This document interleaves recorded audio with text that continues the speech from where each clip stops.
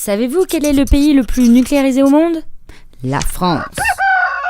Son territoire compte 19 centrales nucléaires exploitées par EDF, ce qui représente un total de 58 réacteurs nucléaires. 58 réacteurs nucléaires et donc 58 piscines d'entreposage du combustible usagé. C'est quoi ça ? Les piscines, c'est l'endroit où l'on entrepose le combustible qui a permis aux réacteurs de produire de l'énergie. Le combustible, c'est la matière radioactive. Lorsqu'il est usagé, il est encore hautement radioactif et dégage beaucoup de chaleur. Ce combustible est déposé dans des piscines pour être refroidi pendant 2 à 3 ans. Après, il est envoyé en entreposage dans une usine de retraitement. Chacune des piscines d'entreposage de combustible peut contenir plusieurs centaines de tonnes de combustible. Il s'agit donc d'installations qui contiennent beaucoup de radioactivité.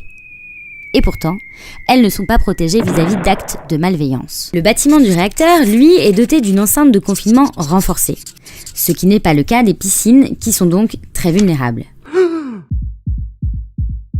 Si une piscine est endommagée et qu'elle perd son eau, le refroidissement du combustible s'arrête. Le relâchement de radioactivité devient alors massif avec des conséquences radiologiques très graves.